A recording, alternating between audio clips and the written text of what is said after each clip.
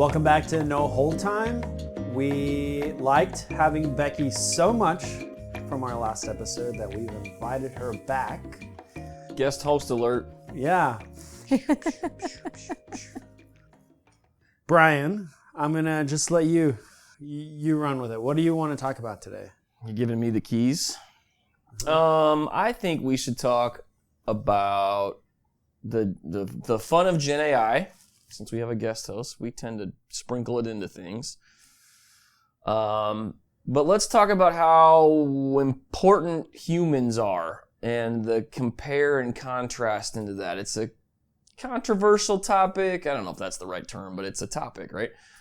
So, why don't we start with our new approach, a good or bad CX example. Yeah. And we'll just pivot that to Gen AI at some point. Okay. So why don't we start with you? What's your topic? What's your example this week? I have a really good one. And we all travel a bunch. And I feel like travel is just impossible to keep on track. And people normally complain because something went wrong. But I'm going to do the opposite. I had an amazing experience with American Airlines. And this was for our sales kickoff. For some reason, one of the girls woke me up in the middle of the night. It's like 4 a.m. I did the thing you're not supposed to do and checked my phone.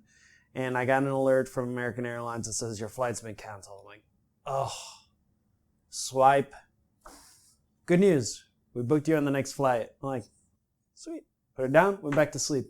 Like, that's what it's supposed to be, right? Like, clearly something happened. I don't know what happened, but their systems talk to each other. This dude needs to get to New York at this time.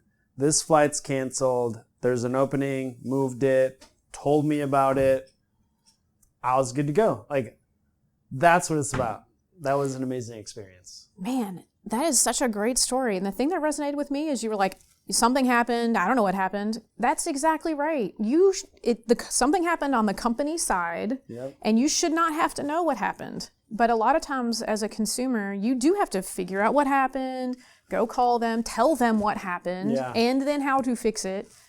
That was awesome. They just fixed it for you. You didn't have to think about it. It's like Eric talked about it. There's this analogy that he learned at some point. It's the duck on a pond.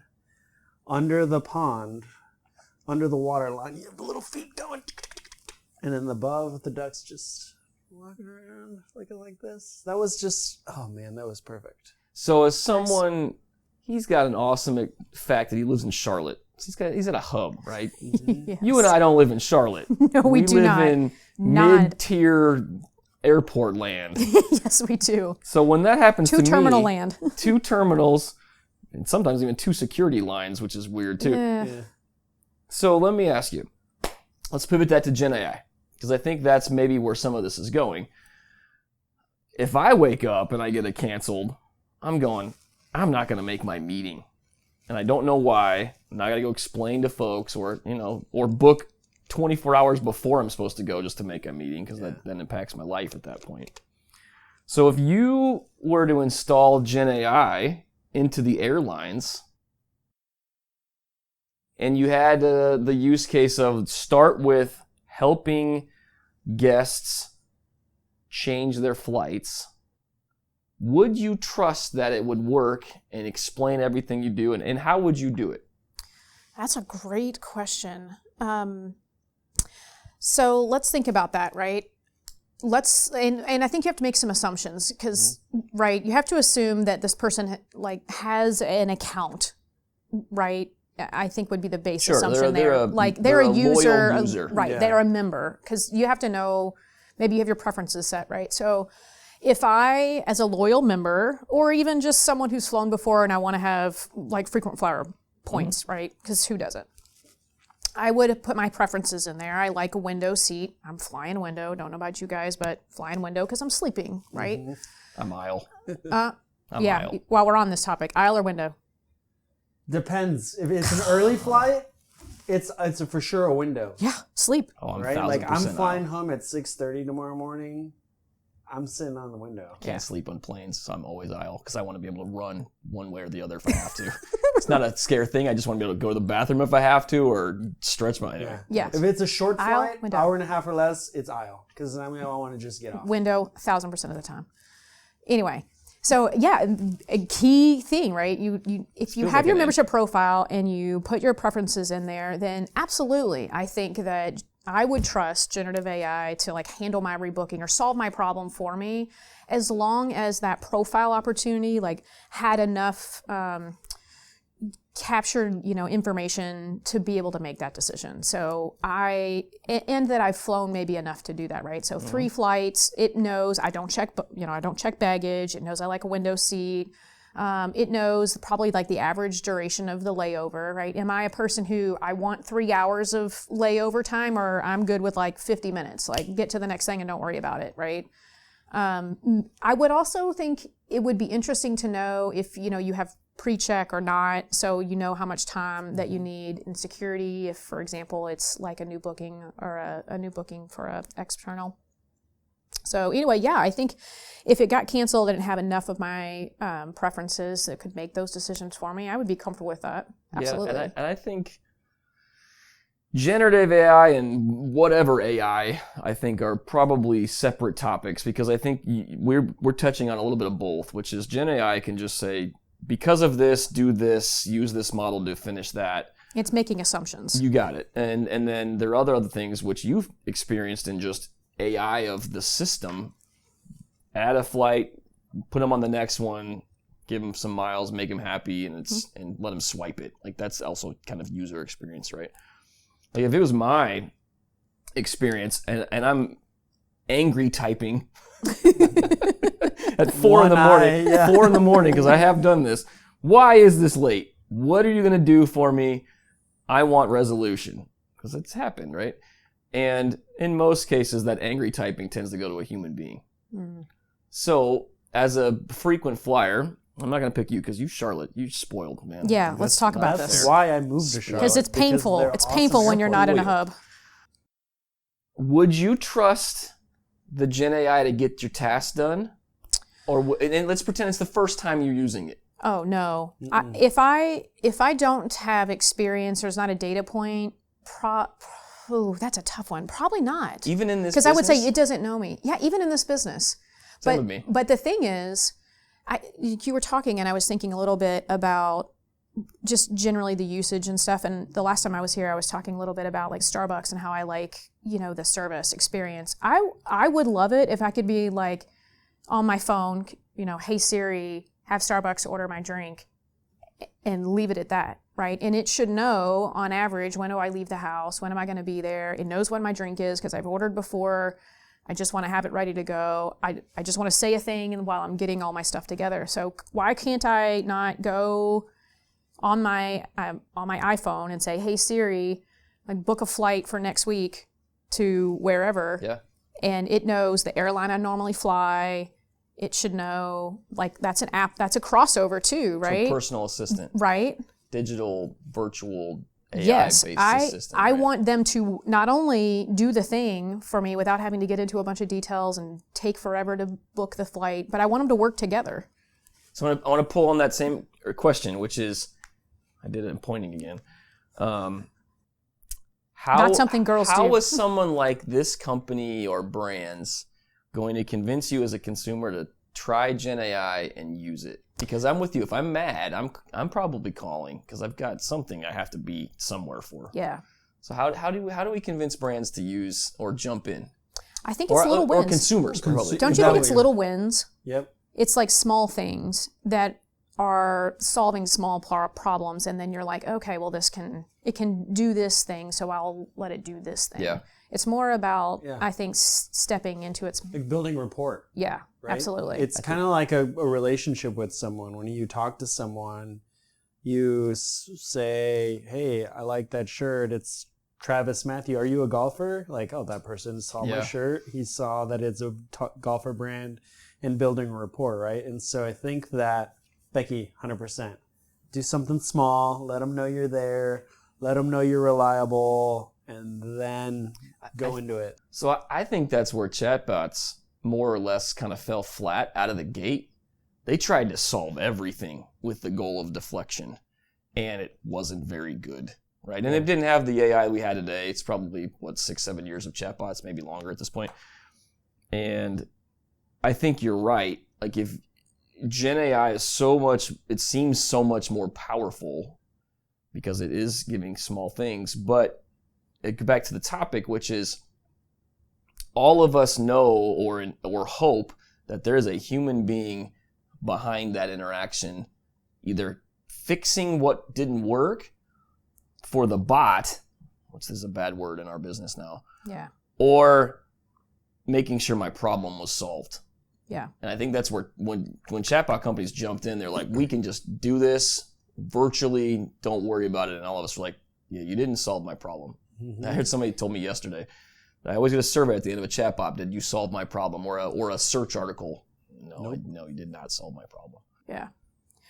It's so interesting that you said that, because there's a lot of talk about the philosophy of like human in the loop. I don't know if you all have heard that term or not, but human in the loop is a conversation about how do we, move forward in a responsible way with generative AI. And so it's this concept of, or it's a discussion, not a concept. It's more of a discussion about, do you move forward with essentially full reign of generative AI and letting it make all the decisions without a human being engaged at all in that process? Like, as a company, do you trust it 100% with the experience or the outcomes that you're trying to build?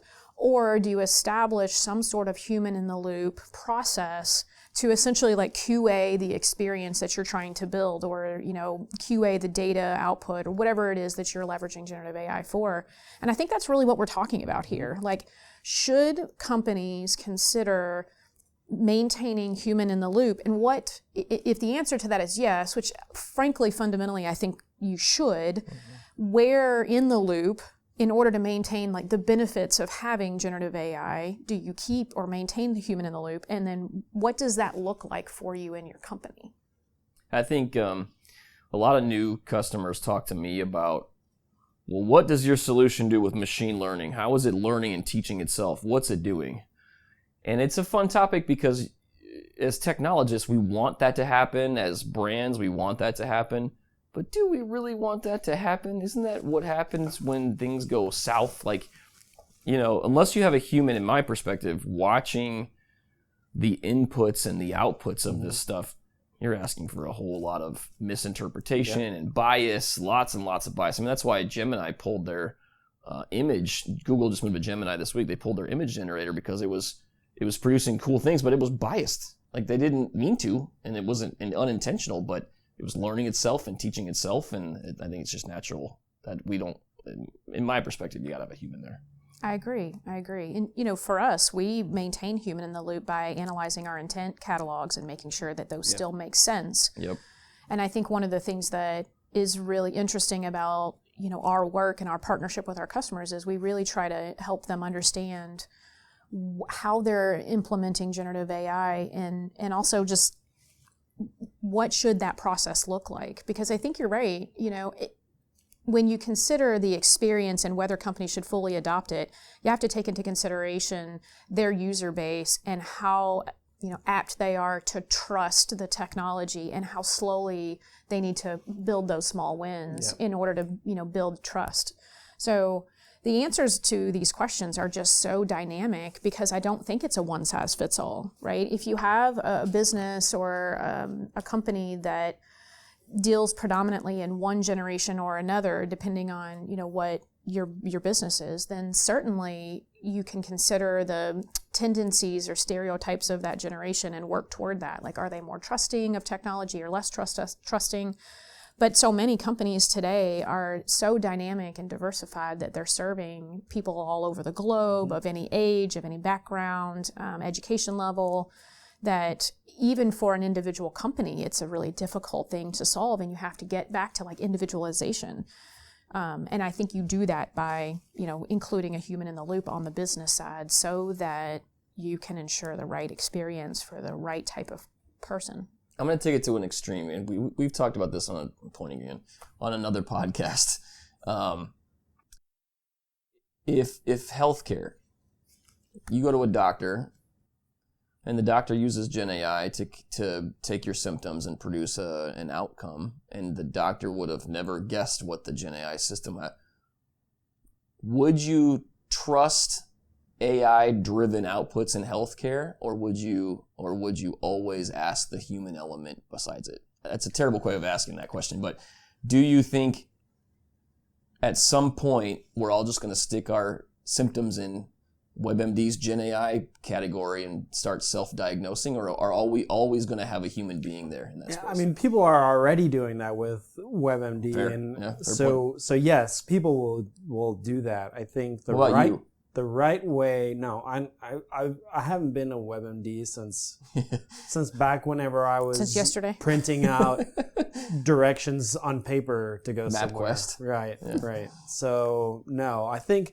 what I would be open to is, let's say I am at a doctor's office and I type in my symptoms on an iPad somewhere, and they bring something and say like, hey, this is what we think, and then the doctor's like, oh, I didn't think about that. That's a good idea. Like, that's Support. how I would trust it. Yeah. Like, maybe it does give you other ideas, because maybe a doctor this has happened so many times, and they get in, like, diagnosed, whatever.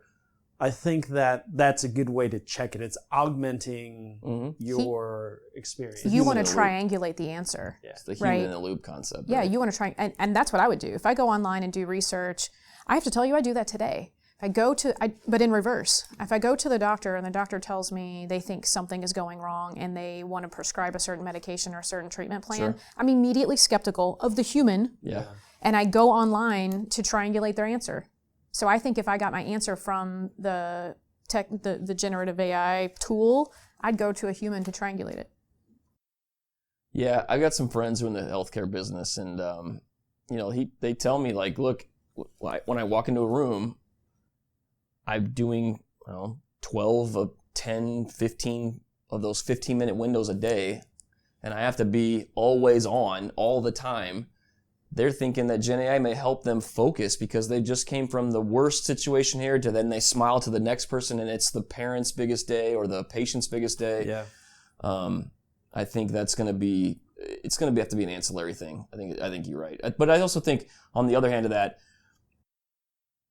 how much is XYZ product and will it fit my printer? Like those things I think you don't have to have as much. I think it's going to be use cases across the board. For us as humans, building, like we talked about earlier, the smaller wins, like health and money are everything, right? Yeah. And so I think let's try it out in other ways, like for me, and that's how I'll be more confident. A note, we got to update our glossary, our definitions, human in the loop. That's a new one. That's a new one. So we'll have to update that. But this has been a really good one. Any last notes? I know we're wrapping up really quick. Any thoughts on what's going to happen with Gen AI that you think we should share? I think there's been a lot of fear that, initially that generative AI is going to come in and, be the death of everything and it's, all evil. I think if people can understand how to adopt it in a way that is responsible and still maintains integrity inside of your business, with applied parameters, then I think the adoption curve will probably be slower than people initially thought, because it was like, it's going to save all the money and remove all the jobs. I think that's a false narrative entirely. But stepping into it in a way that you can build small wins with your customers and do it in a way that is like protective and safe and kind of step into it, I think that's what we'll see. I think compliance is going to be rampant in the next couple of years too. That's going to continue to alter all of our plans and strategies and things too. Yeah, data management and security are going to be huge. Yeah. Thank you so much for coming. Yeah, thanks for having me. This has been great. We'll bring you back. We'll do these again. Thanks, David. Thank you, guys. Subscribe, mosaic.com/podcasts, and we'll see you on the next No Hole Time. Thanks. Listen, you guys are girl dads, so I have the weird hair sticking up thing. Milk. Come on, Fine. help me. It's a what? Okay. That's what Brian's kid's hair looks like after he does it. Oh, God. Looks like his hair. No, they won't let me touch